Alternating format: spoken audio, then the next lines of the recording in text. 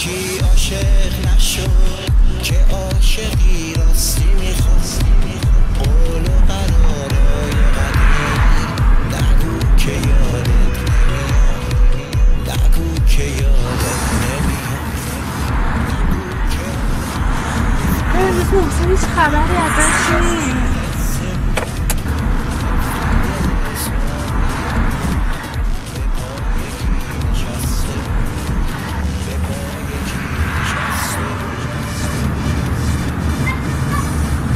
جوابم که نمیده.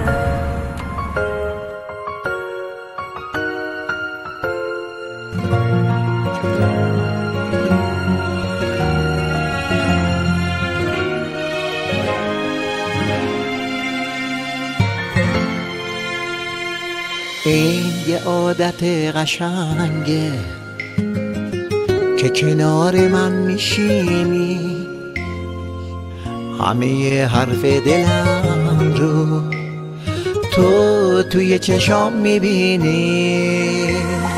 این یه عادت قشنگه که همش دل نگرونم روزایی که با تو نیستم با خیالت میگذرونم.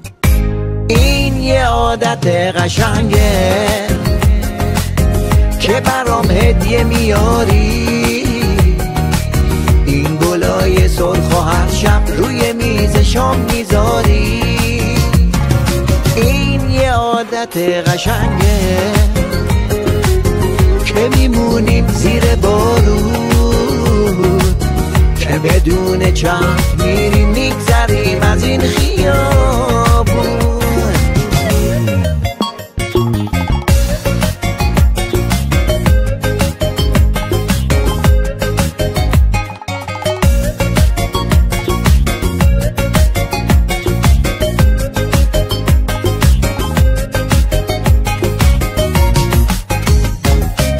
این یه عادت قشنگه که میگم عاشقم هستی که فقط به خاطر من به غریب دل نبستی. این یه عادت قشنگه که برای تو میخونم با تموم سختی و باز پای عهدمون میمونم.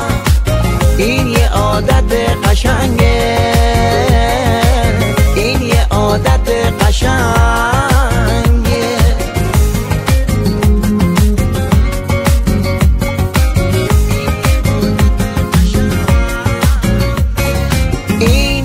عادت قشنگه که برام هدیه میاری این گلای سرخ و هر شب روی میز شام میذاری.